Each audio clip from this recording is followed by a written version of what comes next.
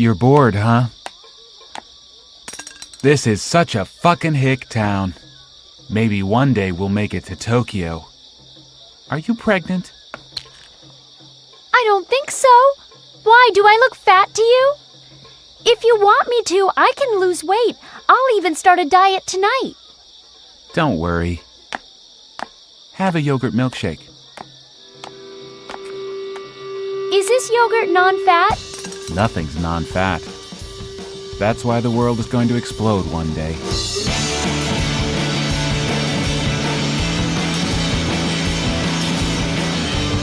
you have any water? Pitchers have water. They do? It was cold in here most of it. 2 cups. Ah, no! Oh, fuck.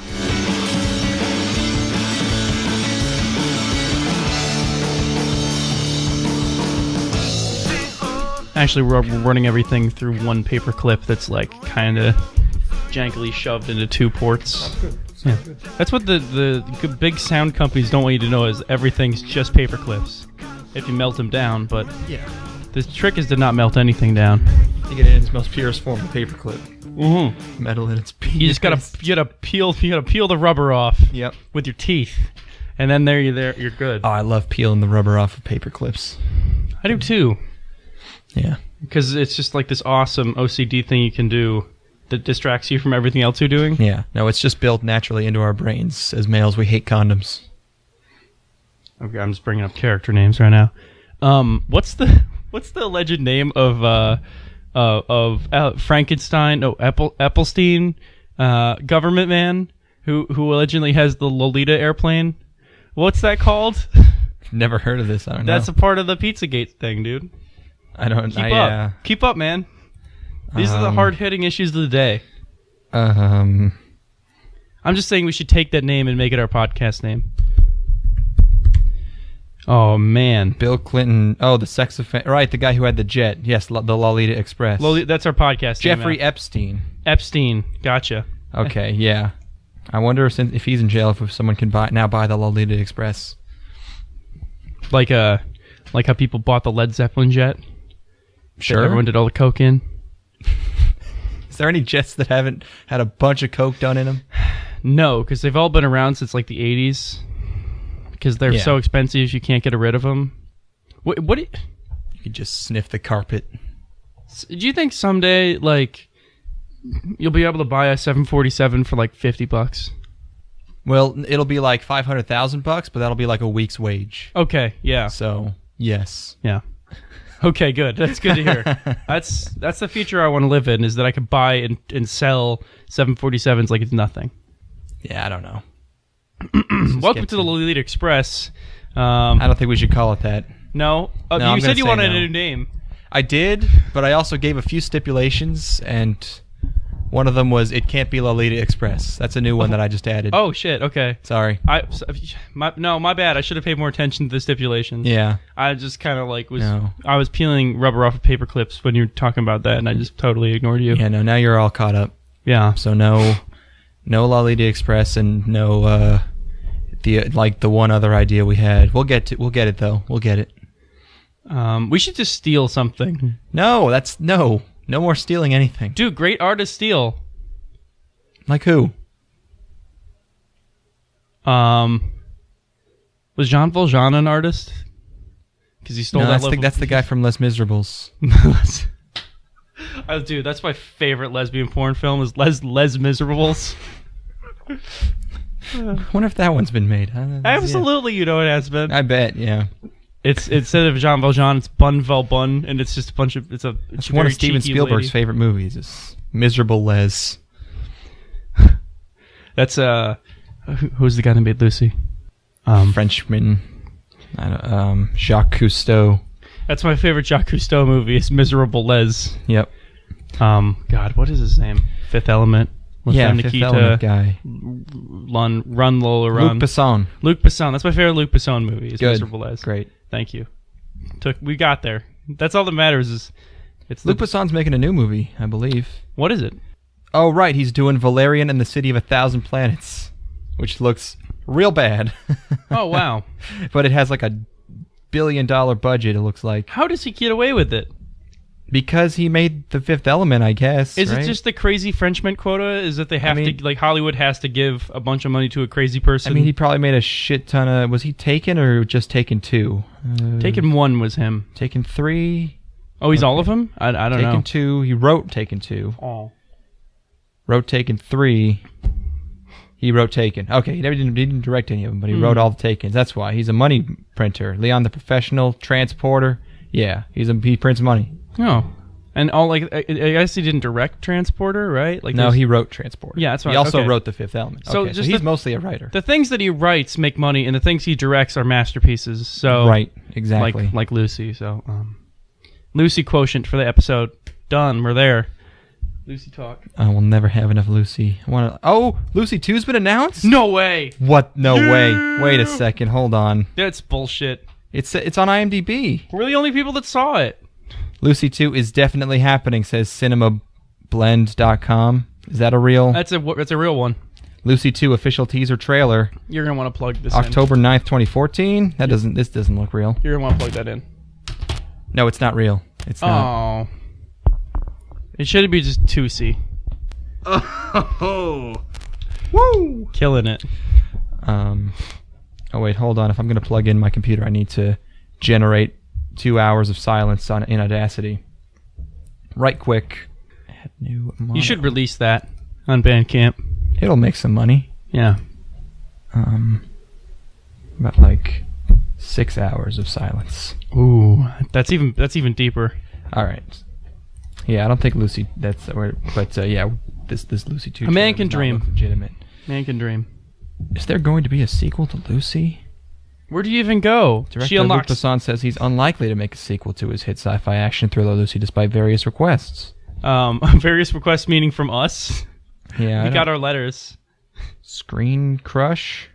Do you think in the second one she'll unlock 200% of her brain? God, don't get my hopes up. Fuck, I would give anything. I would give anything for Lucy 2. Lucy is already like half of my life. It's just affirmed everything. It's better than anything I could have come up with. Oh no, she has 2 bags of drugs in her stomach now. It's The Hangover 2, but with Lucy. Yeah, and she ends up in Thailand. How could the same shit happen to the same omnipotent entity twice? I know she's just a floating orb in space now, an orb of only thought, but somehow the guy gets a text on his phone again. I am everywhere twice. I'm super everywhere. She becomes really like this time I mean it. Mega everywhere. I'm a 4th dimensional being, bitch. Which is the tagline. Lucy becomes a tesseract and just floats around like in Samurai Flamenco. We can only hope. Oh my god, Luc Besson adaptation of Samurai Flamenco when? Oh. He's the only one that could do it, Declan. Yeah, he really is. The only one that could, I mean, it's pretty much perfect. No, it's literally perfect. I gotta show him Samurai Flamenco. I'll find him. It's a hard man to get a hold of. Usually you could find him wandering around like ditches in alleyways. A recent presentation from Besson's production company reveals that a sequel is indeed in the works. Fucking A. This was a year ago. I mean, in the works could mean anything. The Warcraft movie was in the works in like 2004. Fuck, yeah. I hope it's not that long. You know what? No, it would be an amazing reward after 10 years to get a Lucy 2. Yeah, that'll keep me going for a while. Yeah, that's all you need. That's pretty much all I need. Just the thought that there might someday be a Lucy 2. Yeah, no. It's like I'll get a job just so one day I can see Lucy 2. So you can have the money to go to Lucy 2. Yeah, so that I can stay out of like the crazy house, the nut house long enough to. Yep, stay off drugs. All for Lucy 2. Yeah. Lucy is your anti-drug. Quite. Yes. No. Absolutely. Nothing sobers you up more than seeing a bunch of. You need your full mind appropriately for that movie. Yeah, it's quite investing. Speaking of things that keep you going, yeah, we're 2 people who talk about anime. Yep, and don't even talk. We don't. This podcast is, as far as I'm concerned, doesn't have a title right now. We're in the market. We're in a nebulous state of non-being. Yeah. If you have a suggestion for a title, send it to us in email so it's private.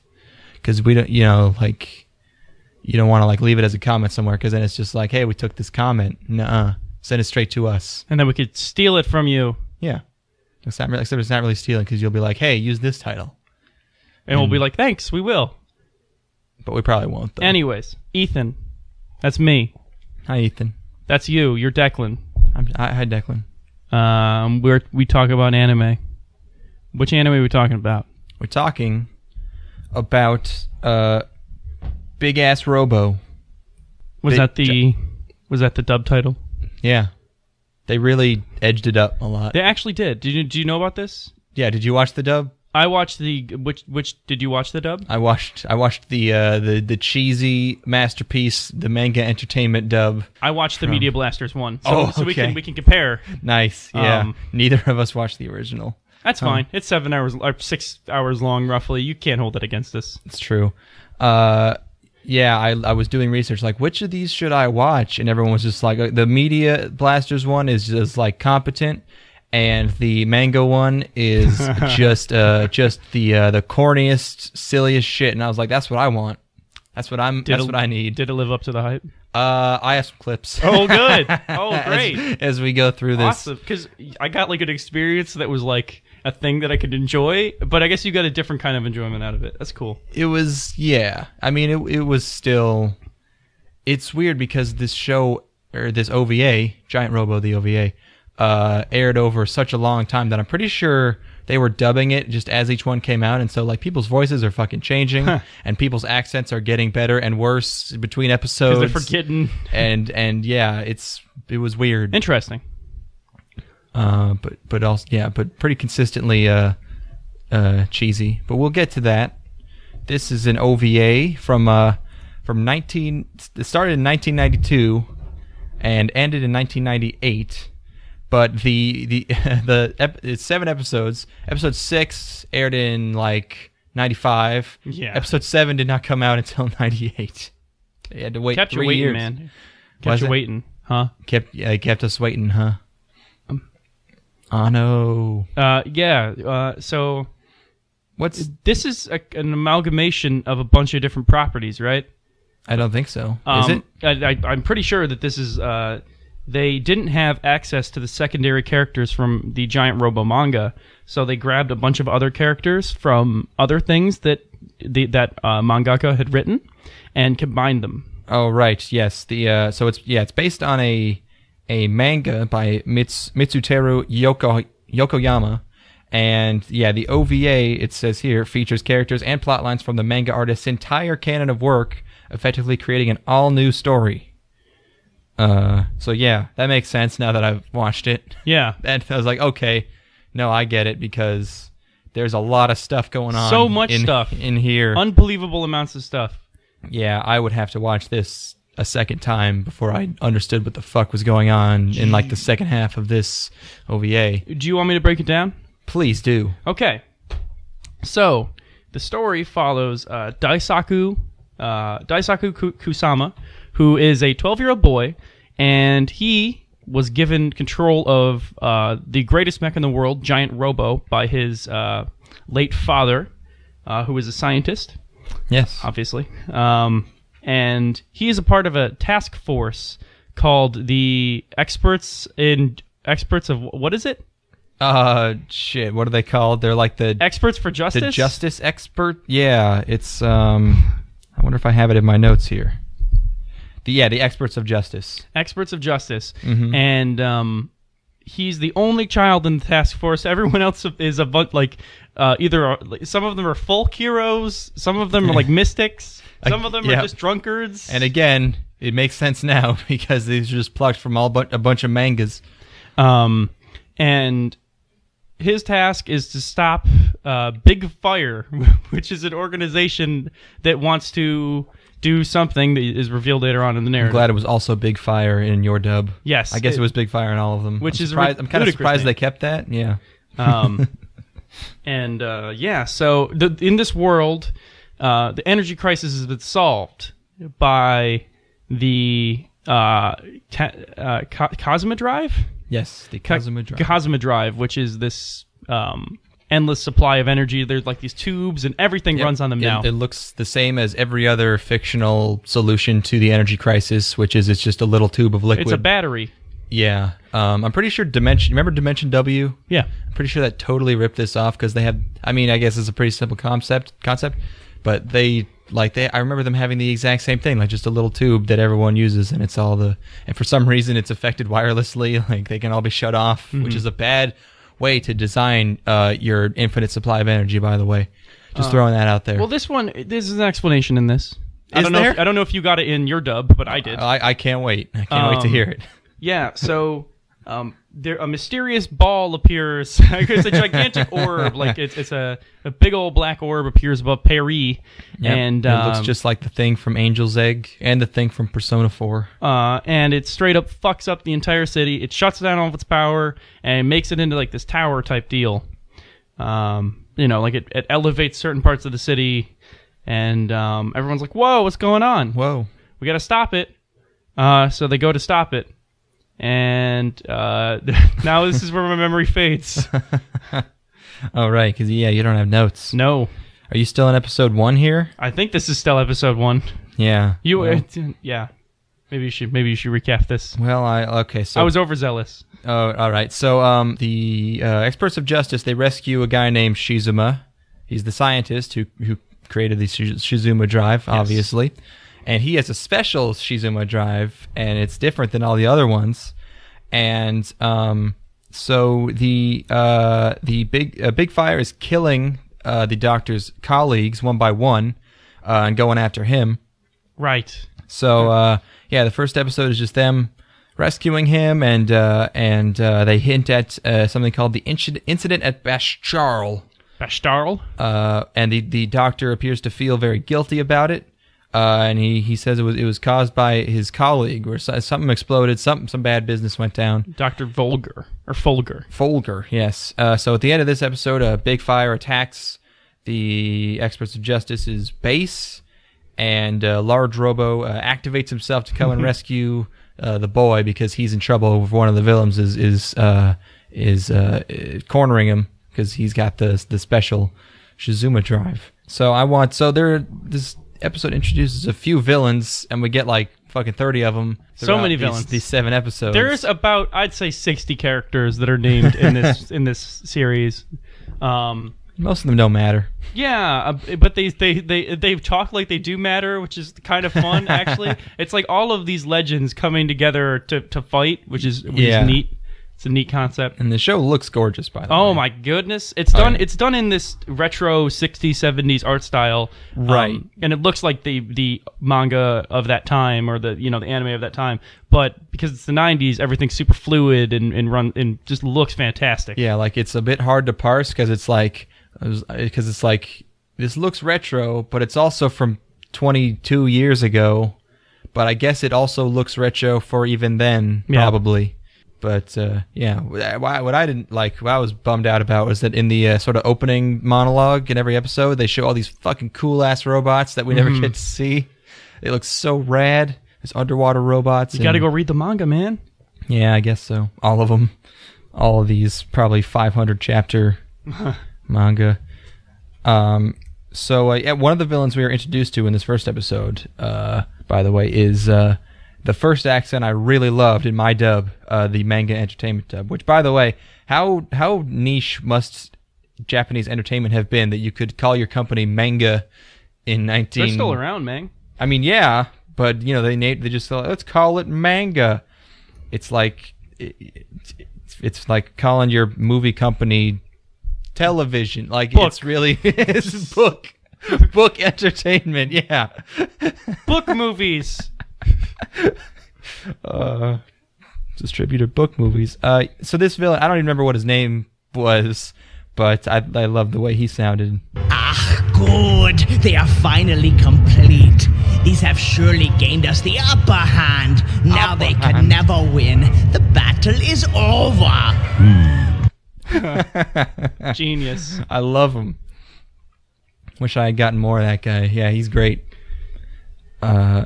So then what happened? So the characters. There's our boy Daisaku, And then other do-gooders, we got Ginray, who's green-haired lady. Yep. Who's sexy as hail. Very. And she big ol' eyes. And she comes on to Daisaku a lot to annoy the other guys. And I watched a little bit of the commentary from some of the some people who worked on the show. There's some Japanese commentary, and they were just talking about like when that happened. They're just like, yeah, the director likes he's into it. He knows. I was interested in that. You actually went through and listened to it. That's cool. What? There's like 3 episodes of director's commentary. Probably. That's usually yeah. It's pretty good. I should I love that stuff. I should watch more of that. Ginray has her own. They have a whole. They have like 3 OVAs. Oh wow! Called like Ginray Saga or something. Ginray gets into a bikini, and it's 3 full-ass episodes. By full, I mean 24 minutes. Or just like the Adventures of Ginray or something. Ginray gets her shit out. Interested in those, hopefully. God. And then there's also fire-breathing guy. And fire-breathing guy is... And Big Black Man, the Black Whirlwind, they call him. Let's see. So many names. There's an unbelievable amount of names on this wiki. wiki. Yeah, no, it's too many. Tetsugu is the Black Whirlwind. Big old dude. Big Black Whirlwind. And then there is also, what's his face? Is it Taiso? Taiso is fireman. Is fire-breathing dude. Okay, yes, Taiso. Taiso, yes. Yep, that's him. Yes, and Taiso and Tetsuyu are buds. Best buds. And they fight, and they do fights together. And it's cool. Yeah, it is. It is cool, Declan. Okay, episode 2. What happened? Let's... we get a really poorly... Did you get a really poorly edited recap in your version? Where it's like...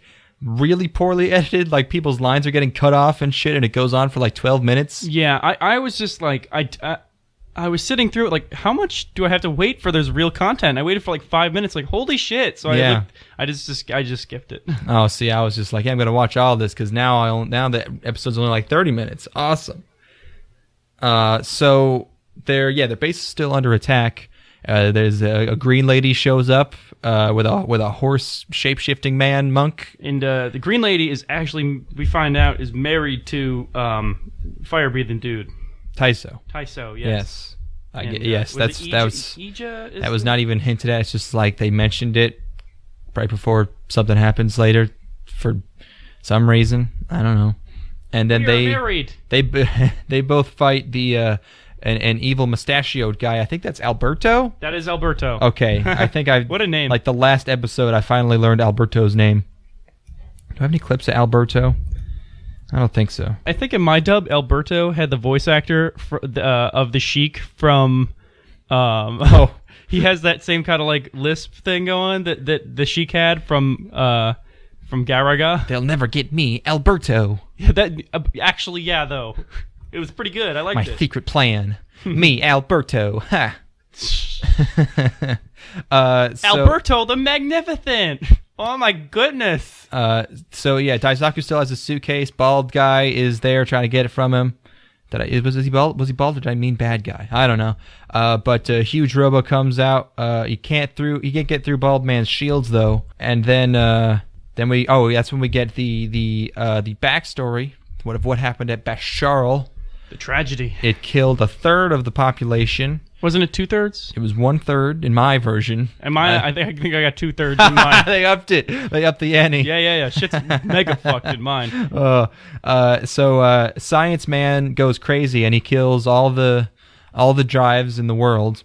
Can we just talk about how that flashback sequence was done really quick? Yes, all the flashbacks are very intense and black and white. Yeah, sometimes they flash, sometimes they do not. They flash real hardcore, yeah. And they've got like these kind of to make it look older. It's all done in sepia tones, and there's lines all over everything, kind of aging it up a bit. It looks really, really beautiful. Yeah, it's really just crazy music. Super strong direction. Meanwhile, at Big Fire, everyone is super black. Like their whole bodies and faces, and they have no features. Are they wearing bags? They're just big black blobs. What are they wearing? Know. I think they just have like full body masks. Yeah, and like a ski mask over your whole shit. Yeah. All of it. Like, they're like Argentina black. It's crazy. And then we run into this French investigative detective dude. His name's probably Jacques or something. I don't know. So then we get this big eye monster. Kenji is pink. He's wearing pink stuff, right? I think that's Kenji Murasami. Okay, sure. But he is French. Was he He French? is French. Yes. Okay, all right. Yeah, then we get the big eye orb over Paris. Super cool. Okay, I gotta describe this real quick. So we're panning over destroyed Paris. Everything is flattened and smoking rubble. And Von Folger's semi-transparent face gets superimposed over the Arc de Triomphe, and he says, "I told you I'd be back again." Oh, it's so good. Very nice. It's very good. So yeah, all that's going on. Like, Giant Robo doesn't, like, the actual robot doesn't seem super important in the grand scheme of this show, which is kind of weird. I also thought that around like episode 3 is like, when does he become like the main, like a major player in this? Is it the focus of the show? And not really. I like him. I like it really. when the bumpers come up and he's like, oh, go. And like, I was wondering, like, why is this show called Giant Robo? But at the end of the second episode, they're just like, oh man, this shit's nuclear, cuz. Yes. So I guess that sort of that at least makes the robot important, sort like, you know, like a key weapon. The important thing is that he can fight against the anti Shizuma weapons because he's not powered by a Shizuma drive, so he can't get knocked out. Because got them nukes. It does some stuff. And by the way, Daisaku's method of pilot, like, he's the only one that can quote unquote pilot Giant Robo. All he does is scream Robo. He screams at Robo a lot, and then he just stands there and Giant Robo fucks shit up. Like, Robo! but like, in order for the robot to do anything, Daisaku has to shout Robo. Robo! Help me, Robo! Robo, no! Robo! Otherwise, it's just gonna fucking. He's gonna fall flat in its face. Oh yeah, and by the way, my dubs Daisaku is by far the worst part. Like, the rest of it's totally. Oh no! It's enjoyable to a certain extent, but this fucking kid, holy shit! Mine was in Ghost Stories. What is he? Really? Yeah. Oh, is he the little Jewish kid? Yes, he is. Okay, yeah, he's in everything. Mine is he just sounds autistic. Like, so at the very end of the opening, like, monologue, what does he say when he's on the shoulder in your dub? Robo, show no mercy, or something to that effect. Well, in mine, he says this. Crush them now, Giant Robo!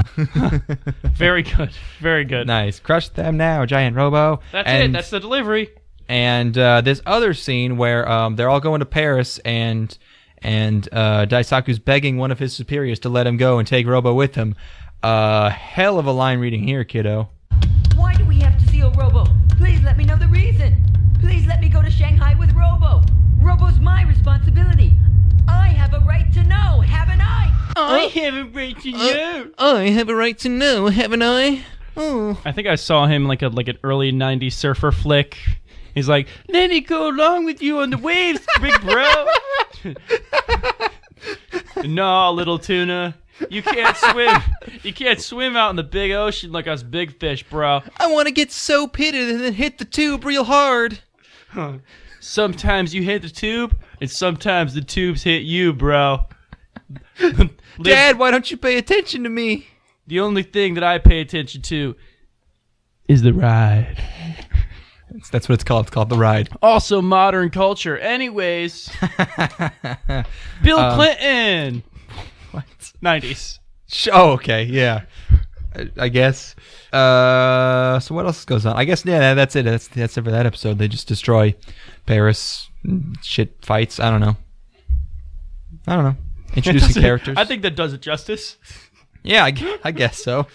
It wasn't bad. Still looks real nice.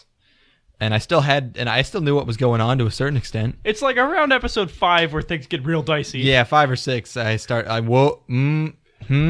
that wasn't just me, because I was... Ooh, yeah, no, it's... a little gobbledygook action happening there. Episode 3 doesn't have a recap. Interesting. But also, Shizuma Dr. Shizuma dies he buys in episode 2, He I dies guess? in pretty horrific fashion. Yeah, he gets... What happens to him? He tumbles off of like a pillar that had sprung from the ground and he just bashes falls his fucking real head on a hard. rock and then goes in the ocean. Yeah, so they have a funeral for him.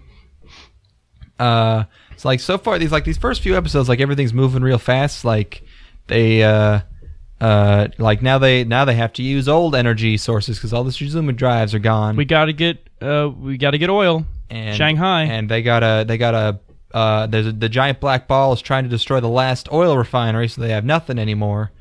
And like there hasn't been any downtime so far. It's just like we introduce these characters and like everyone like there's just like shit's going down this whole time and like no one's sleeping or just like going home. They're just always on the move.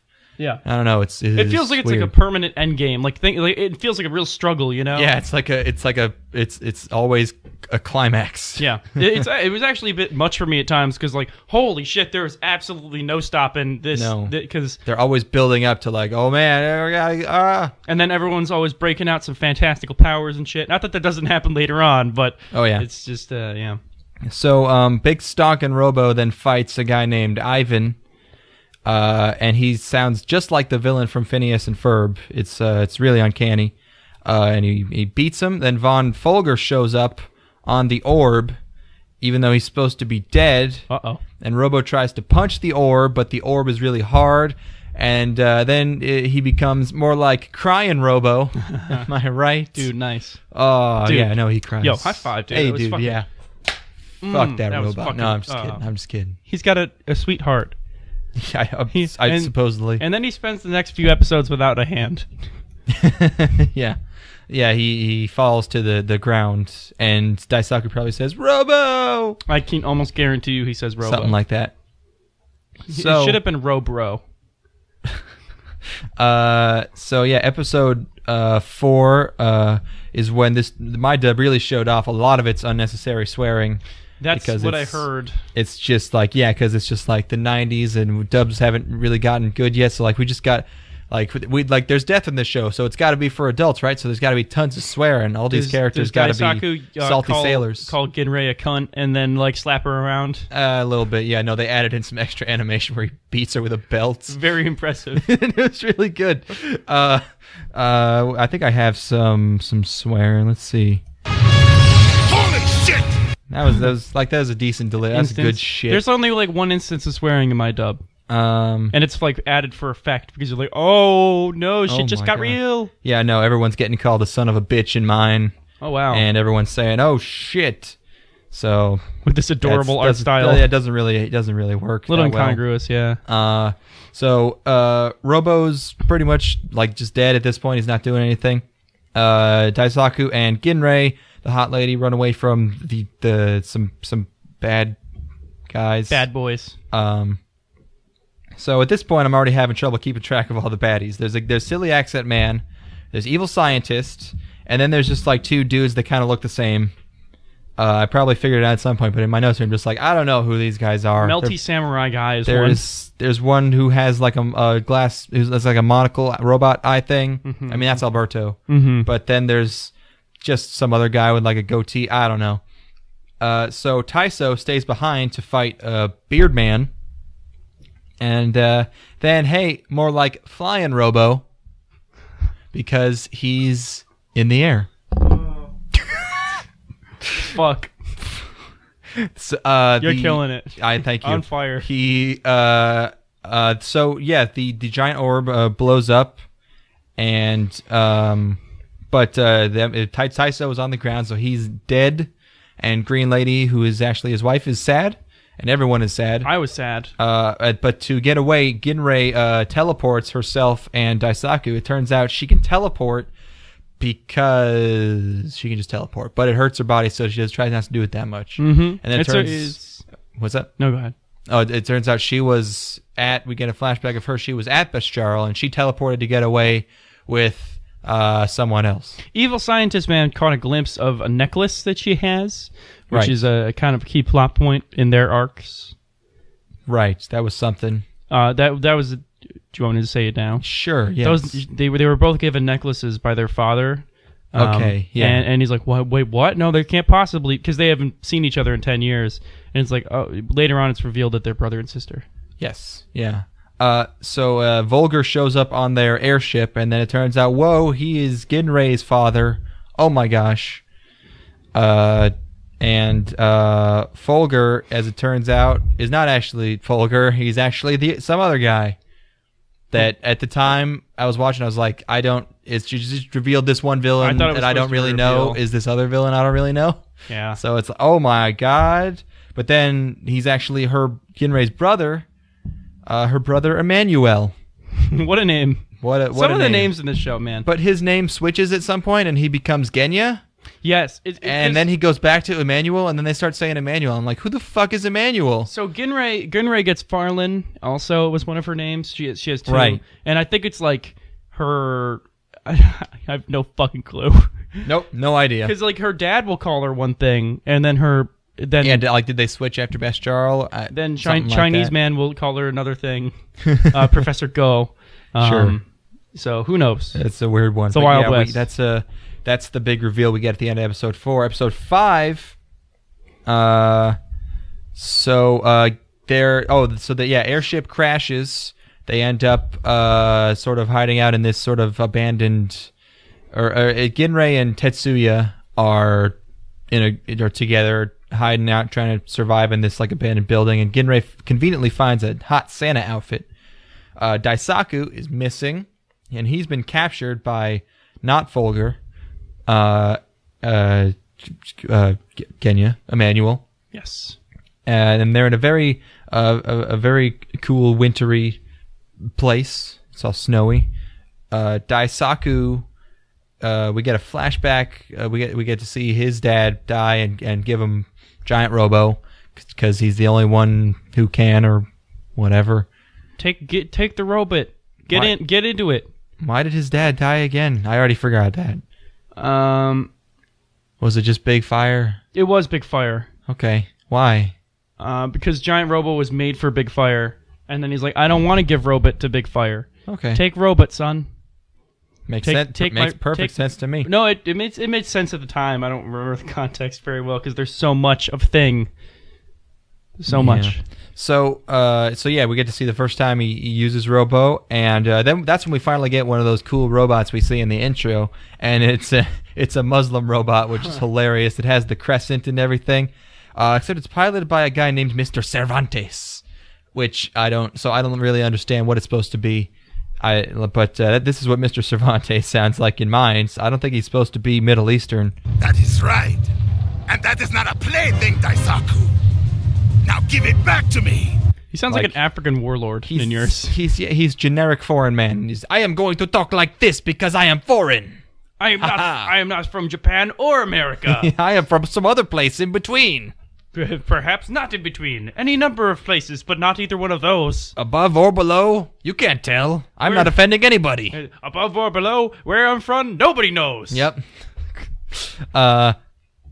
That's what. Okay, so Giant Robo whips out his cool ass shoulder laser, which is really because the actual mechanics of that laser are really interesting. Yeah, it looks great. One of his rocket pack things flips down and becomes like a cannon on his shoulder, and just looks so dope. I just love animated mechanics, all the metal moving. Oh, it's great. I miss it. Also, the laser that fires looks mad powerful. I bet. One of the things about this show that's really great is that everything has like a nice impact. They're so like the explosions are fucking gigantic, and you feel it, man. You feel it in your bones. I feel it in my bones. Which is what you want out of a mech show. Yeah. Now, if you can call this a mech show. Yeah, there's lots of the robots crushing things. Looks good. Looks great. We get another great moment of his dead dad superimposed on Giganto Robo talking, and then Emmanuel Genya, they call him now, has taken Daisaku hostage in a cave. So Ginrei and Tetsuya go to meet them and he wants the suitcase, so they bring the suitcase with the special drive in it, and then Genya has an assistant who's like a red samurai guy, I don't even remember his name. Melty Man. He's just always there, and he can. Does he say anything at any point? Shift. No, he never talks. But his name.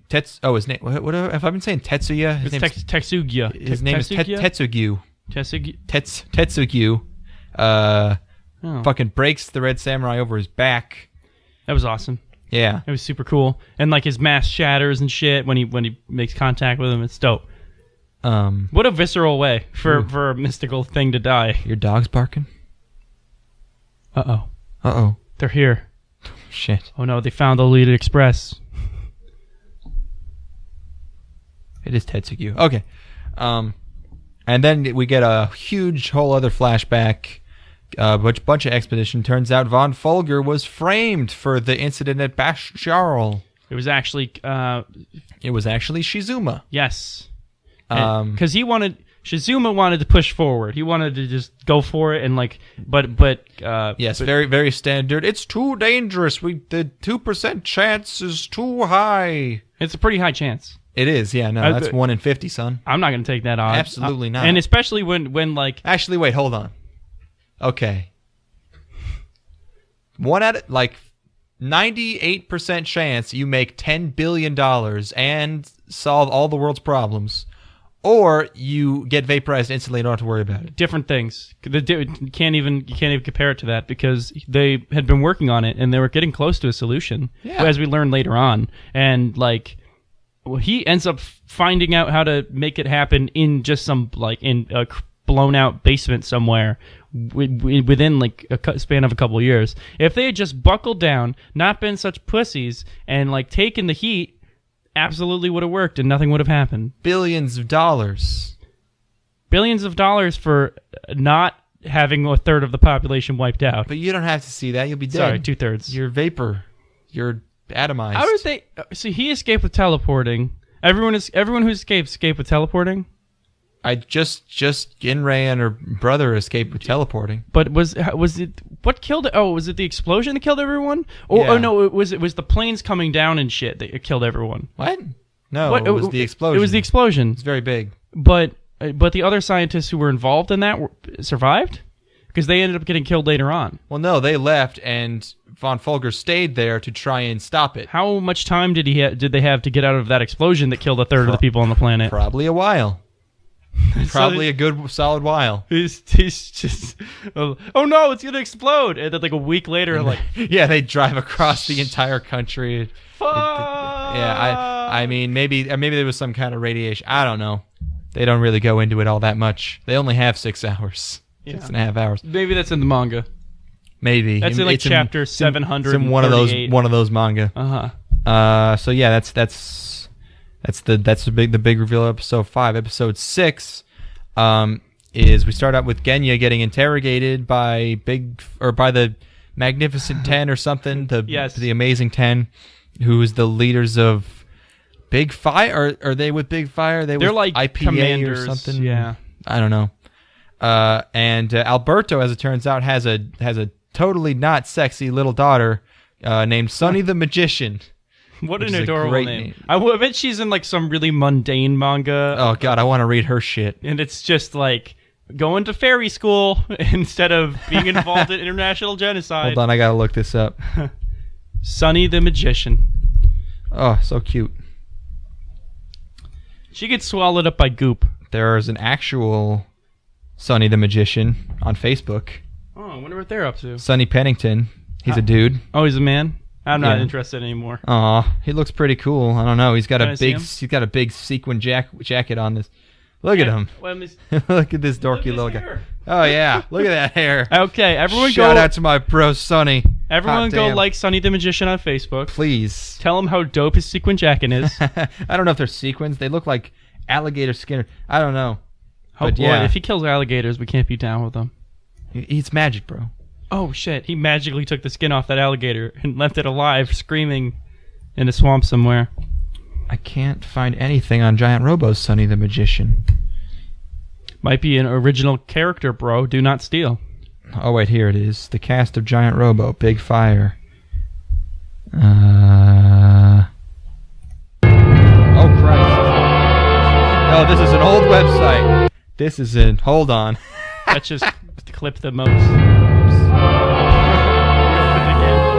This, you got to see this website. Holy shit! Whoa! Look Oh, how fuck old yeah. must this be? Wow. That's we so were good. we did a stream where we looked at really old anime websites. This must be fucking ancient. Oh my god. Do you think that they had to wait for episodes to go up, or like, do you think they were waiting on part 7? Hell if I know. God, these are these GIFs? These are .jpeg capitals. These are obviously taken. No, they're obviously from a VHS rip. Wow. Holy crap! And it's Comic Sans Big and fire, and then there's like a line underneath. and then there's like a PHP error or something on top. It just says undefined. I'm over here in Declan's mic for now. Yeah. Wow. But look at the douche. Homie went to grad school, it seems. Oh right, yeah. There's one villain with a silly grad cap. Let's. How does he describe Alberto, for example? Alberto is very powerful, as are all of the 10, able to create shockwaves from his hands and light his cigar with a thought. He wants revenge on Taiso for the death of his friend Cervantes and the loss of his right eye. He wears a metal patch over where his right eye would be that he uses as a communications and tracking device. Alberto resents Genya's authority in the current operation and how Genya orders him around without explaining the point of his actions. What does he Reasonable. Say? What does he say about Sunny? Sunny is a little girl who looks to be about Daisaku's age. She is Alberto's daughter and is said to be psychically linked to her father at all times. She calls Hanzui uncle, but whether or not Hanzui and Alberto are brothers, I don't know. That's going to be super awkward when she gets in college, if they're psychically connected. Oh yeah, and she's just like, I mean, no, he can't tell what she's doing, right? It's just her. She can tell what's going on with him. They're psychically connected. I gotta imagine it's a two-way street, huh? You think so? Yeah, dude. Maybe she'll be called Sunny the Magician because horrible sex acts she can do. I don't know. You think there are any Sunny the Magician dojins on X Hentai? Hold on. I can check. Okay, I'm gonna ask my friend who knows these things. Okay, hold on. Hey, creepy porn man who sits in the back of all of our episodes. What is it? Do you know if there's any illicit images of underage girls on X Hentai? Let me check my archive. Okay, thank you. Oh yeah, some good shit here. Oh, Good shit. Are you John Podesta? Hey, how's it going? I gotta lay low for a while. Listen, there's some stuff going on. You guys know where I could buy some pizza? Is that blood on your hands? No, like actual. No, that's Kool-Aid. That's really thick Kool-Aid. That's Hawaiian Punch. What do you got tucked in a bag there? Is that a corpse? It's my. I think you got a corpse in your bag, man. Hey, do you want $1 million? You can't take that into an airport. I'm not in an airport. How are you supposed to get on the Lolita? I'm in your house. How are you supposed to get into a Lolita Express if you got a corpse in your bag? I don't know what you're talking about. TSA won't let you through. I don't know what that is. Shit. No way. Thanks for the tip. Hey, get back here, you. No, I gotta go. Oh. Wow. Again, do you know where I can find any pizza? Not like figuratively. I'm actually really hungry. I haven't been able to go out in public in a while. I think there's a Sbarro, because we're in an airport. Okay. Is it a good one? Perhaps a California Pizza Kitchen. That sounds all right, too. All right, well. I would recommend the California Pikachu Kitchen. Last time I had Sbarro, it gave me the shits. Major doo-doo action. Yeah, you know, I'm into some major doo-doo action. Oh, no. You're a monster, John Podesta. I can't find anything on Sunny. Sorry about that. God. Oh, can you give me Declan back? Oh, yeah, sure. I gotta go. I'll see you guys. Enjoy Cuba. You too. Oh, shit. That's so embarrassing. That's so embarrassing. Yeah, that was really embarrassing. What an awkward that guy just exchange. made a fool of himself. What an awkward exchange. On our podcast. Wow. Nothing on Sunny. Actually, I should check Gelbaru. Is that Bill Clinton? He just got on the plane after him. Hey, how's it going, guys? I can't do Bill Clinton to save my fucking life. All right. He's just Matthew McConaughey. Of course, but he is. That's actually it, though. Is that a good Bill Clinton impression is like 1 degree away from being a really great Matthew McConaughey impression. There are 4 fan arts of Sunny the Magician on Danbaru. None of them are even slightly erotic. Oh, good. Hold on, let me check Gelbaru. Investigative reporting here at this podcast. This one has her and Daisaku, and he's cross-dressing, which is all right. Oh, they're wearing each other's outfits. That's adorable. Oh, man. And Sunny's got this like evil look in her eye, like she's going to do some wild shit to him. Perhaps some magic. Perhaps a little bit of magic. I magically switched our clothing items. Ta-da! If only that had happened in the movie. What movie?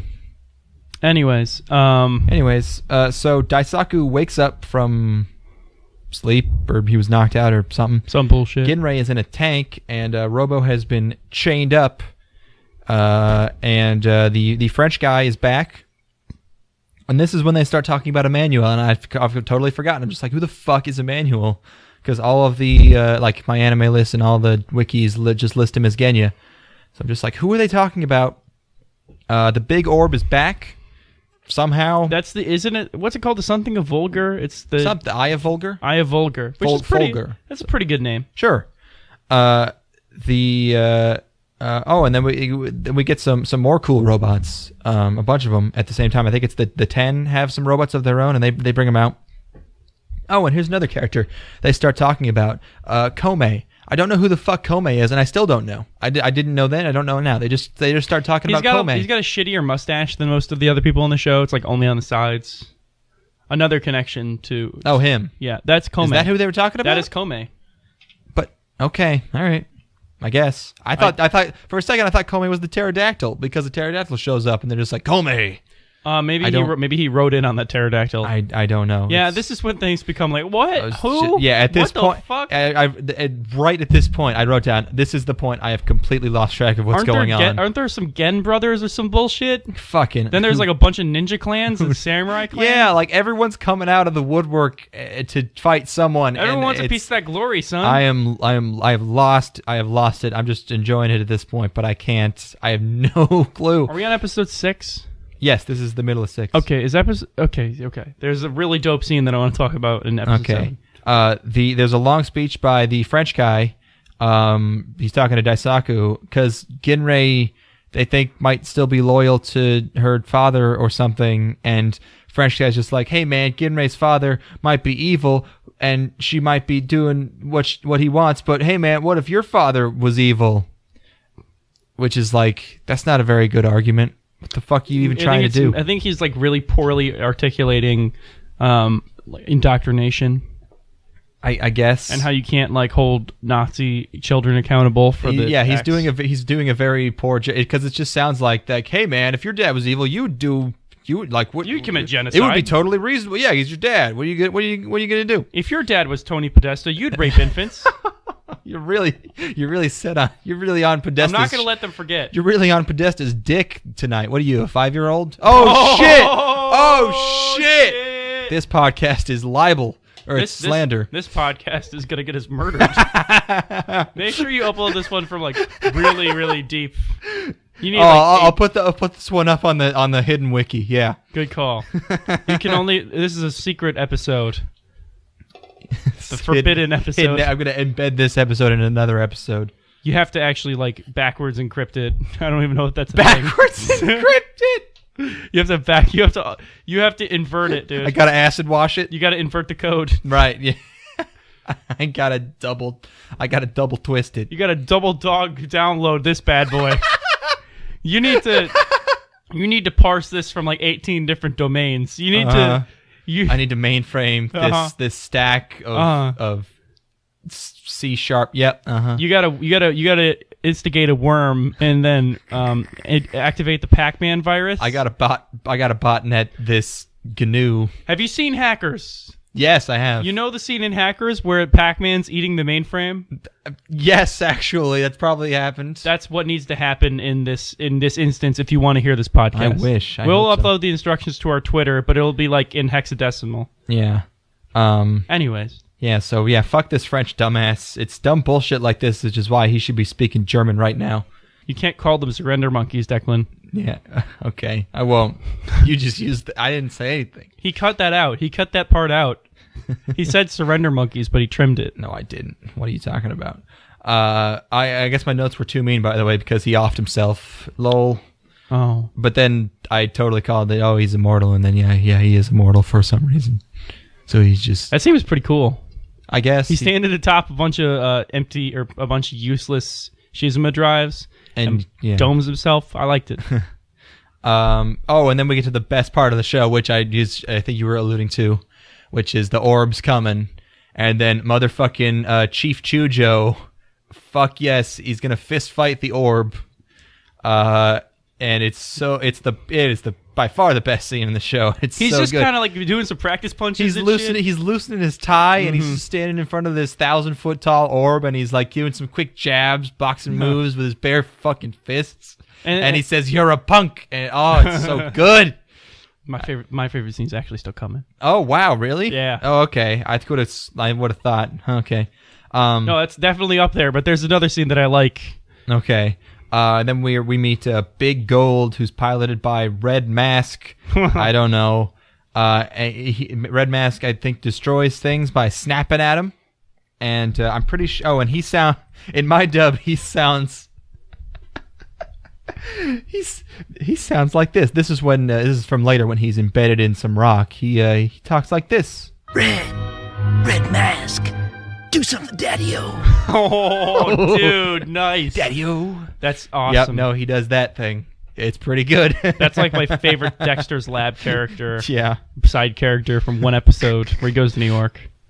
And then at the end of this episode, Ginrei is awoken, and she has some powers, and everything is going crazy, and it's time for the final showdown. And then episode 7 took 3 years to come out, which is funny. But imagine the hype going into that theater, seeing that. Imagine recap. everyone having forgotten about this How stuff. could you forget? I don't know. How man. could you forget Shizuma and his drives? Think about Evangelion 3.0. I'm thinking about. You can't forget it. It's an experience, Declan. It's a moment in my life. Okay. Yeah, I guess so. Oh, by the way, did you see Gynax's Twitter today? No, what? Oh, okay. I'm gonna break the news to him right here on this podcast. It's gonna be amazing. Oh no, Gynax? Gynax, still alive. Gynax. Oh, do you mean the studio that made Sukubu? Those guys? Oh yeah, those guys. Famous for Sukubu. Hanamaru Kindergarten. Yeah, those guys. I'm gonna show him the tweet right now. Oh, very, very nice. Very, very nice. Oh, and they went out of their way to say this is not pachinko or a mobile game. But that got a satisfying conclusion. Or a Blu-ray. Do they need money? Satisfying conclusion? What the fuck are you on about? Are you looking? I'm looking at the same show you are, right? I think so. He's the one. He? Are we talking about panty stocking? Yeah. Who's he? Briefs. Did you watch? Was it after the credits? Do you not remember the part? Oh, right. Oh, I'm an alien. Yeah. Well, I'm a demon. Oh, that's a joke. That's a joke. Well, I mean, yeah, it was a joke, but it was like. It didn't matter.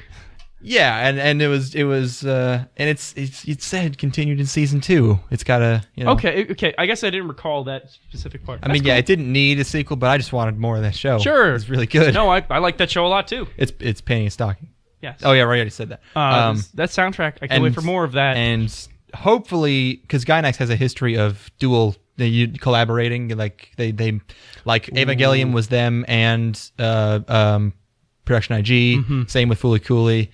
Maho Romantic was them and Shaft. So hopefully they're doing this with Trigger. One can only hope. You need Imaishi. That show is 100% Imaishi. I would put 10 on it. Yeah. Because man, imagine how awesome that would be. Holy shit. That show aired 6 years ago. Now I'm stoked. What the fuck? But if it's just Gynax, it's going to be weird. It's going to be weird. There'll be like a really weird, depressing turn in like the 7-episode part, and then it's just going to be so boring you want to kill yourself. Imagine if you sapped all the fun out of Panty and Stocking. It's going to be a huge Subaru advertisement, Panty and Stocking Season 2. Shh, it's all gray. At least the music will be good. We ran out of colors. It's like an unintentional 6th episode of Gunbuster. So yeah, that'll be cool. That'll be something. That'll happen. They're gonna the announcement is December 16th. That's awesome. When the fuck is Hideaki Anno gonna give me 3.0 plus 1.0, The Reckoning, the final repeat, Existential Breakdown Crisis? He's too busy. Part 4. Do it. He's too busy. Being depressed and walking around Japan. He's playing with little airplanes with Miyazaki or something. it's like, hey, you know what, Hideaki, I think I'm gonna come out of retirement. That's a really good idea, Miyazaki. Pew pew pew. Mr. Ono, we need a rough draft of Shut the fuck up. Evangelion 3.0 plus 1.0. It's due to come out real soon. It's been 4 years since the last one. Pew pew pew pew. I'm on it. I'm working on it. Pew. This is what I think of your script. Pew pew pew pew. Hey, remember when I put you in my movie The Wind Rises? Pew.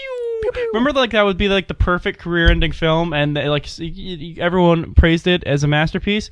Pew! I think I'm gonna go for it again. Pew! You'll never stop. Take this, Americans. Anyways, take this, filthy otaku. Anime was a mistake. Yep. He can't stop saying it. Okay, episode 7, last one. I watched this one today, as did you. You watched a lot of this show today. Watched 3 episodes today. That's a lot, yeah. You had to. Just procrastinating. Yep. You're new Steven. I'm going to call you new Steven from now on. That's cool. Okay. More okay with that than I thought you would be. It's there's worse things to be called. Chief Chujo. I don't even know if he's Chief. I forget. But Commander Chujo. I love calling him Chief Chujo, though. Chief Chujo. He does another rad punch in this episode where he like rockets upwards by his feet and fucking punches the orb. And then Daddy-O guy gets killed, which again is not super important. Ginrei goes into the giant orb with the special Shizuma drive. And then there's an army general guy. Because Daisaku is in the, like, fetal position, complaining, crying, very Shinji-like. Yes. It's interesting because this show took long enough to air that it could have simultaneously, or it could have both influenced and been influenced by Evangelion. I had that exact same thought. In the first episode, I was like, there's a lot of... There are specific shots that are like Evangelion, like very shots from Evangelion-y. Inside of buildings. Some sound effects sounded like absolutely. Yeah, just images and like how things move and it's 92. Literally so the exact same place my mind went is like, did they watch? Did Everyone watched Hideaki Anno watch Giant Robo? I did bet. Did Giant Robo watch Evangelion? Yeah. That's the question. So Daisaku's being a bitch, and this army guy tells him that they can't rescue Ginrei because they can't, and she's like a ghost now or something, and also she's probably not on their side because she's loyal to her daddy Daddy and issues. her brother. Then Ginrei meets a Frenchman. He's in the orb too. And they talk, and he gets vaporized for some reason. And this voice actor's French accent in my dub significantly improved over the last 3 years in the dub. So like, here's what he used to. Where is it? Oh yeah, here's what he used to sound like. But Volger's purpose degenerated into revenge. Oh yeah. Oh man, Good it's like stuff. if I did that. Good stuff. Revenge. And I didn't get a clip of the new one, but it's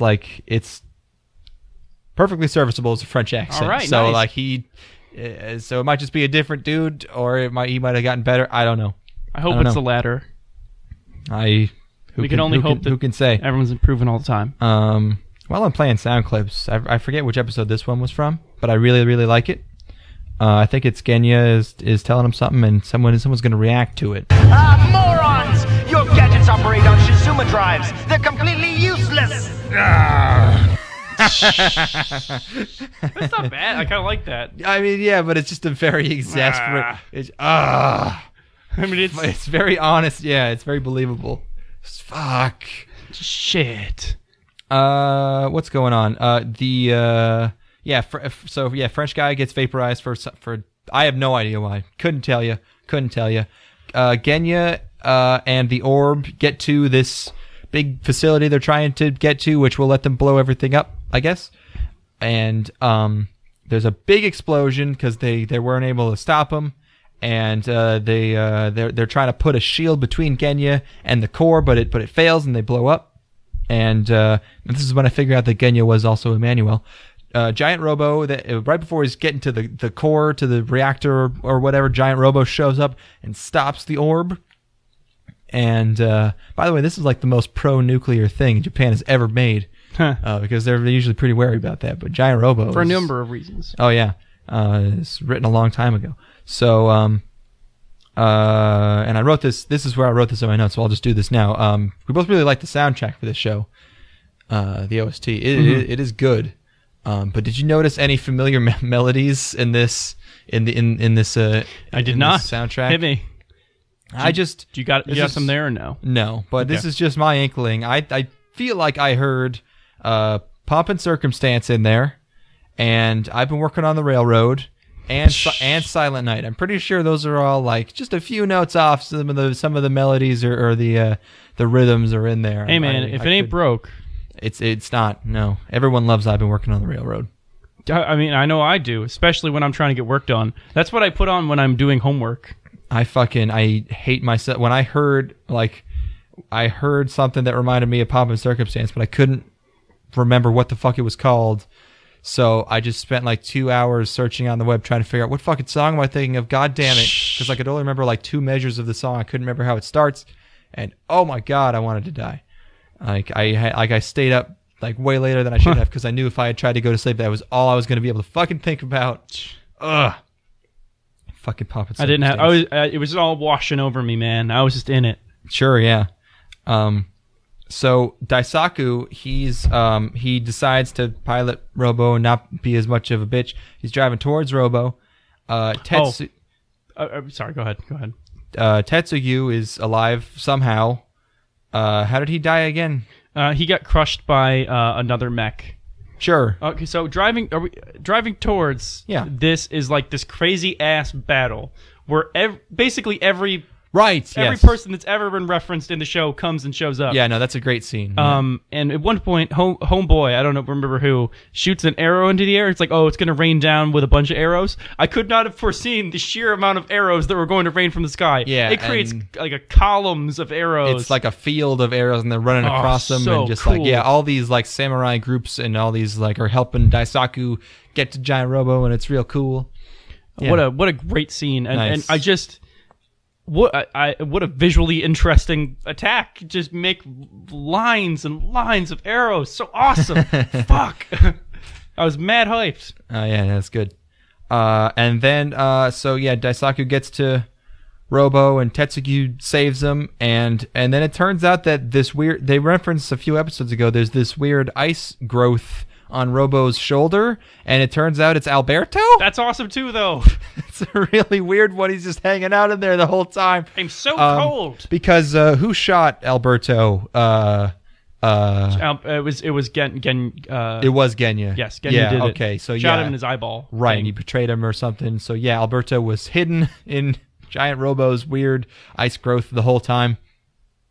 And then Alberto disintegrates. He does something to the orb, and then he siphons, everyone's getting disintegrated. He siphons the shield from the orb, allowing Giant Robo to get in. Sure, I don't know why he can do that, but yeah, awesome. Good on you, Alberto. Sure, Alberto. He did his best. Yeah, he saved us all. And then Daisaku just tells Giant Robo to go fucking nuts on this orb, and he gives him a huge Robo salvo. Fuck. Tons of, and he uses the shoulder cannon and all these missiles you didn't even know he had. And meanwhile, inside the orb, Ginrei is just disappearing for some reason. We should have a for some reason counter in this episode. I just don't understand, Ethan. Ding. Why is she Back to the Futuring?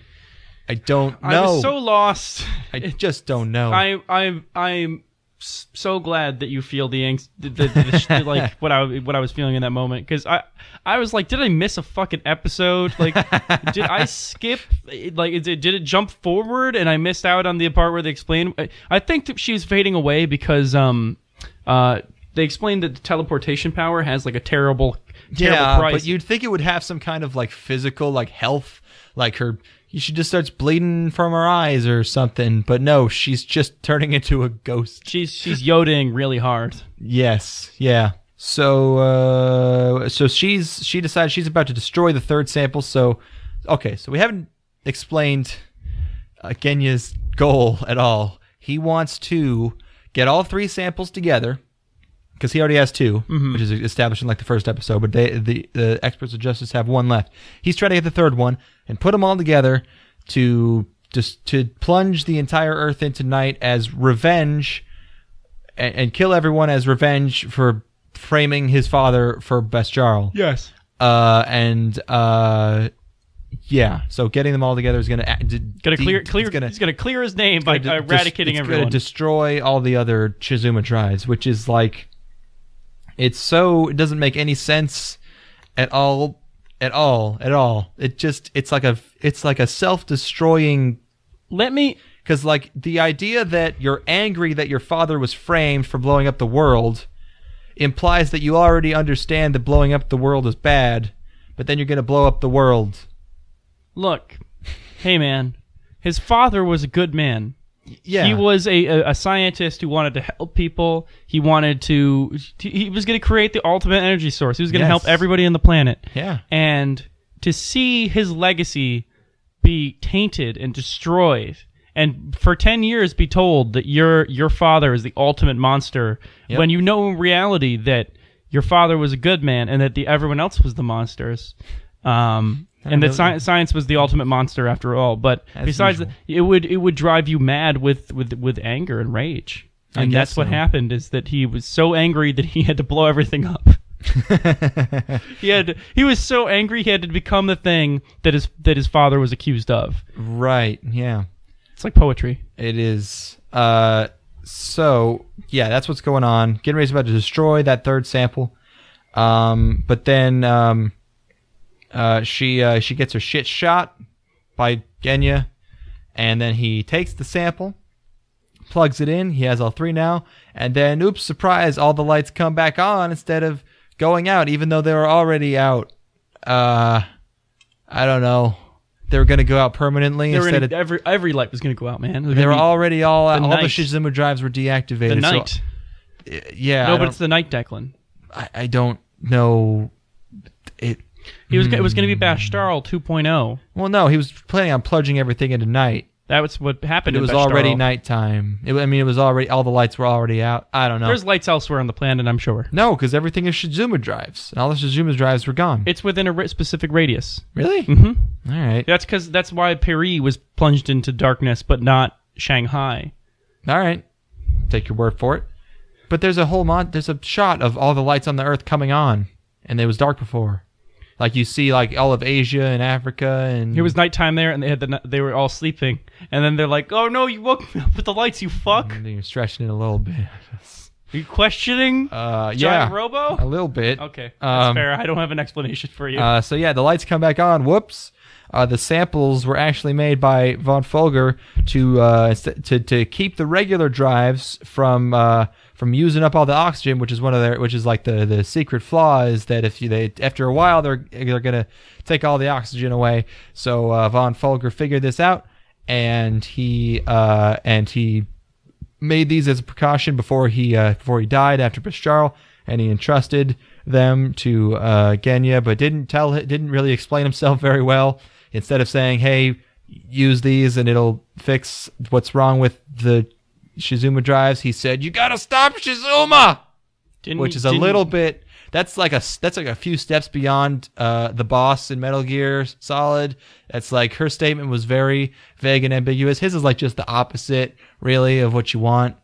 It's very counterintuitive. It would have been really unfortunate if he'd gone like a completely different direction. And he's like, "The key to a good bread roll is milk." And then he died, or something more ridiculous. That you got to earn this death, earn it, or something like. There's any number of things that could have been put in that place would be worse. So you got to stop Shizuma. Not all that bad when you think about it. It could have been. He was crazy in dying, man. Cut him some slack. Yeah, I guess so. You didn't come up with the Shizuma drive. No. Not yet. Lord, there's one of the characters in this show is the Lord of Big Fire, the leader, who's like a little boy, is like a younger lad with white hair, but it turns out he was actually Sonny, or the one we see the second time we see him was just Sonny disguised as him. Big old shrug. Oh no, doesn't say. Doesn't say. Figure it out. No idiots. reason. I don't. There's hints, man. I'm sure. Maybe. Yeah, and I guess maybe they did that to get Big Fire on board with whatever they were doing, because one of them's just like, "You're okay with this, Lord of Big Fire," and Lord Big Fire is just like stands there.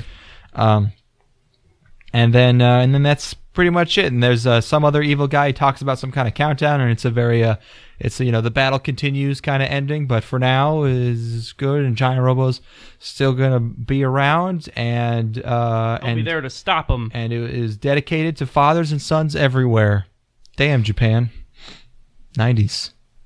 So yeah, that was the big old giganto, super huge Robo, humongous Robo. Ridiculously big. Everything about this show's big. He's pretty big. It was like 100 feet, maybe.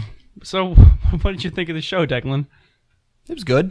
I liked it a lot. Yeah, it was. Yeah, it was really, really pretty. It looked so good. Yeah. It was very fun, like pulpy, classic mech anime stuff going on. Mm-hmm. The designs looked fantastic. Yeah, it's a cartoony designs of everything. It's very fun. Action. The action's good. I think the plot becomes a bit incongruous at times, but Oh yeah, no, there's too many characters. There's 70. The number of plot threads is probably all right, but there's too many factions and too many dudes. Well, when you break down the plot, like it's a pretty simple narrative. Yeah. But like you just add in so many factions and sides. It and probably could have been told in a bit less complex fashion. Yeah. Yes. That said, I liked it. The music was great. Totally raptured with and that. Just if they had fewer characters, they could have developed them more. Like Daisaku, he like sort of has like an arc at the end there where he's sad and then he's not sad anymore. But like that could have been the entire. He could have had an arc that lasted the entire series. I guess he did, which was kind of like, what am I really like? Am I really capable of this? Should I be a part of this organization? And then he learns at the end, like, I've been fighting alongside you guys the entire time, and I'm not actually taking this on by myself. But it wasn't really super coherent, Yeah, and it's just stuff like with Taiso. It's like, hey, I have a wife. Oh, I'm dead. Like, they could have stretched things out a bit more if they only had, like, the core, like, 10 or 12 characters. Mm-hmm. But yeah, I don't know.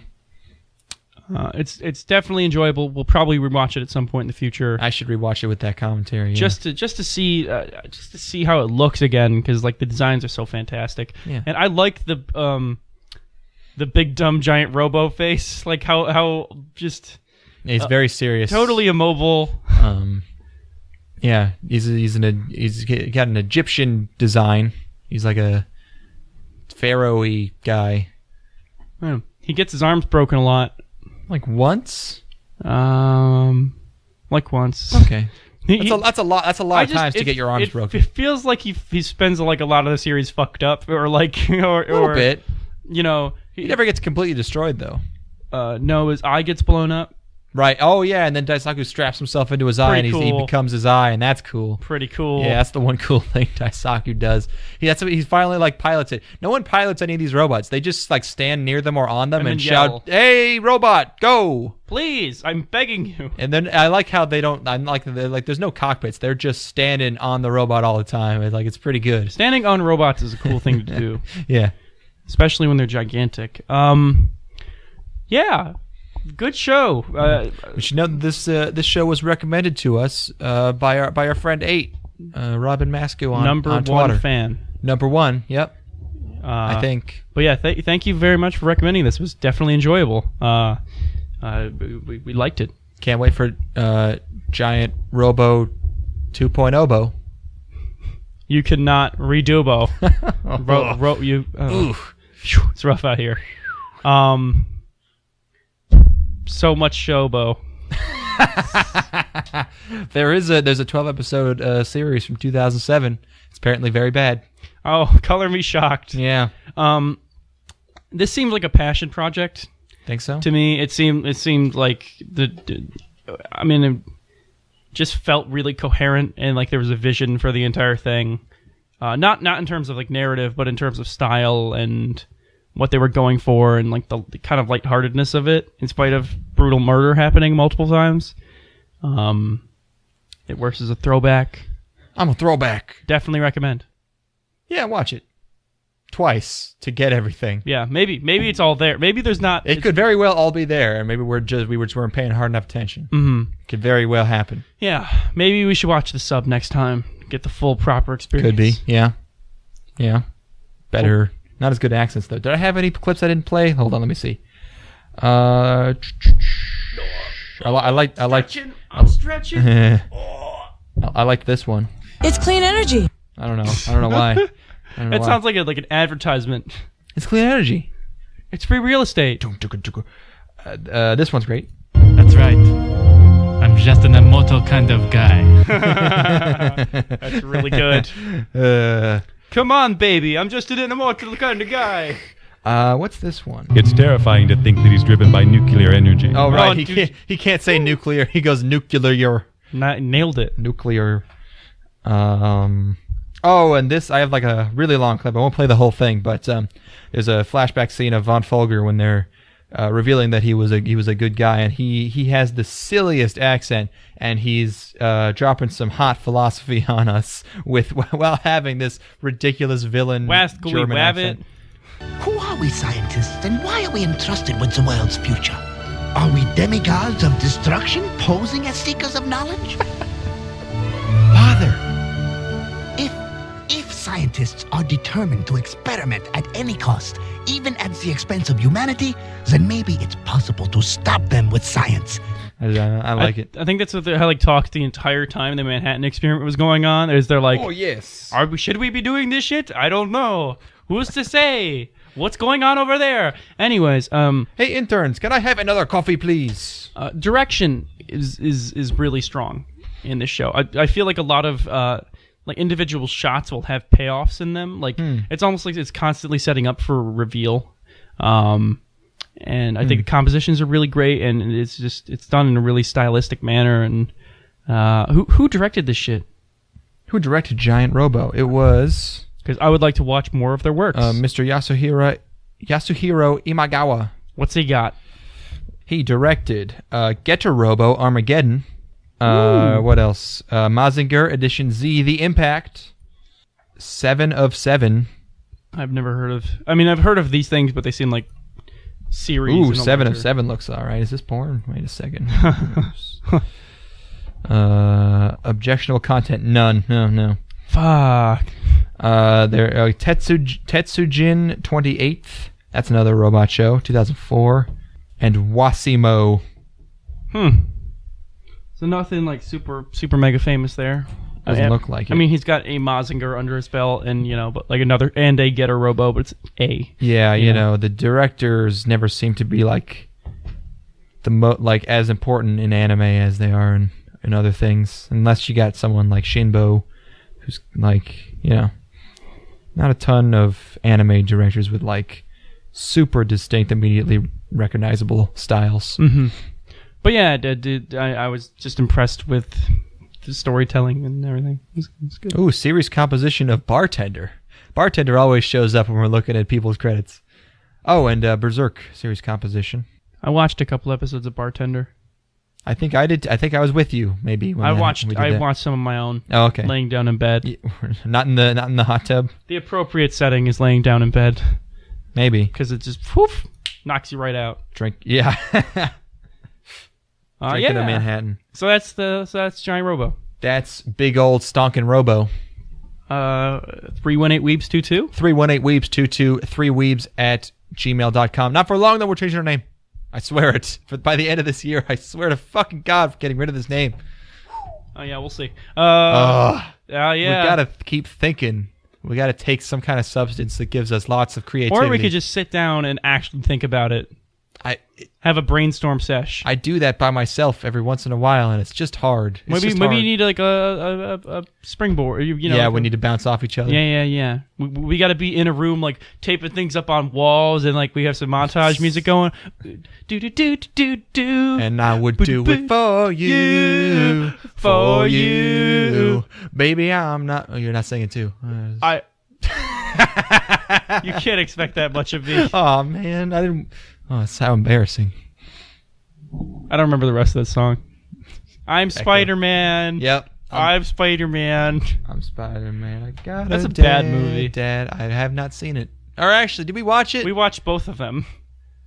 We have watched. No. We watched two. I didn't. Yeah, we watched the second one. I think we watched the first one as well. I did not watch the first one. Oh, you know what? I saw it in theaters with Connor. Yeah. Okay. Never mind. Yeah, no, I watched. Don't watch the first one. I didn't feel like I missed anything when I just watched the second one. Oh boy, did you not! It's even more totally like even worse for then two. Not worse. It's not worse. It's just not. It's not worth it's more any time. bland. Yeah. I mean, it's just a bad. It's just a worse Spider-Man movie. Okay, so then 2 is probably more enjoyable. It is absolutely more enjoyable. 2 is some great schlock because it has that schlock factor, whereas the first one's pretty straight laced. Like who was the Green Goblin in that one? You know, Chronicle Man. Chronicle guy. He's going to be in Luc Besson's movie. Fuck yeah. Valerian in the City of a Thousand Planets. Fuck and his face is so fucked up. I don't know. It just looks like he always has. He's going to be famous, a big scar on his face. Is he just going to be an actor now? I think he already is. I mean, I never really liked him. Chronicle was what 2009 or something. 10, 9. Maybe it was 9. It might have been. No way. Wait a minute. There's no way. Oh yeah, no, because there can't possibly be 9. J.J. Abrams' movie was in 2009. The Cloverfield was 2009, so it couldn't have been. Cloverfield's so good. I fucking love Cloverfield. Okay, Chronicles 2012. Yeah, Cloverfield's so awesome. Yeah, Cloverfield's a great movie. I don't know why people like it, but I think it should be higher regarded than it is. It's a really entertaining movie. It keeps you interested the entire time. The banter is like so super tense, so goofy, and is it who plays HUD? Who's the cameraman? I don't remember his name. He's in stuff now. Can I tell you the one that I watched, Transformers 4? I think you did. Yeah, you watched all those, haven't you? It took it took like 5 sittings. Yeah, you're like a parent trying to watch a movie. You just have to watch like a half an hour at a time. Yeah, is that a thing that parents do? Well, new parents, because you don't have any time to yourself. Oh, I see. Yeah. Sorry, I listen to a lot of podcasts of recent parents, which is bad because like they, you know how people have children and they immediately become pieces of shit. Really? Because they can't talk about anything else anymore. Well, it's their entire life. Well, of course, but I mean they're really boring to listen to. You know, I'm not sorry. I didn't mean pieces of shit, but they become very boring people to listen to. Call them out. No, call them out. No, you should procreate. Talk it's shit. Fine. Talk shit. Who is it? What? No, it's. We're gonna start a feud. Who is it? Who has had these children? Everyone. We're having a feud. I don't want to have a feud. Fuck. We'd probably be punching up anyway. So it's just you know, they just and all they can talk about is how they don't sleep and how if they want to watch a movie, they have to watch it in 20-minute chunks over the course of 4 days. That's why you have a child and then you leave. Oh, that's a good idea. The anime method. I think that was really the lesson in Giant Robo is, hey, abandon your children. Yes, because you know, it turned out pretty well there. Yeah, it resulted in a great piece of animation. Absolutely. Leave your kids on the fucking highway. And call us. And we'll see ya. What? Fuck it. Don't want to be a doctor, a lawyer, or a tax collector. Just want to do the thing that I love, and that's a manhole inspector. Checking out the manholes. Yeah. Some fellas go to the racetrack, betting on the big trifecta. Ain't got time for no gambling boys, cause I'm a manhole inspector. Boss man, I'm putting in for overtime. Checking out the manholes. There's another one. Look at the rim on that one. Ha! Don't got me a girlfriend, cause you know I just neglect her. I'm too busy working night and day as a manhole inspector. Even eating my lunch down in the manhole. I'm going down, chowing down, getting down, round and round, chicka chicka down now, staying down all around, make a sound downtown, bowing down, brown town, southbound to the manhole. Some fellas talk to the ladies. Hey, Gabe. Yeah. Does this song strike you a little odd? No, why would it strike me odd? Never mind. Well, let me see if I fit inside this sweet one. Oh, there, I'm in. Oh, it feels good. Just stay there till I get comfortable, okay? Now I can move. Oh yeah, it's a tight fit. Just relax. I'm not gonna hurt you. Ha! Gabe, did you hear that? What? I don't know. He just told the manhole to relax. I think he's talking about a man's ass. I don't know what you're talking about. Well, I don't want this song to be misconstrued, you know? I mean, the people that listen to country music, they're a traditional lot, you know, very conservative. You're just a little paranoid because you got a lot of money sunk into this. Yeah, you're probably right. Ladies, I don't got time for you. I don't think you got a manhole. But remember earlier when he said he wanted to eat a manhole? I mean, why would you eat a manhole? I mean, I don't know, but I think he's just talking about manholes, like in the street. That's what the song's about. Yeah, I guess you're right. Manhole inspector.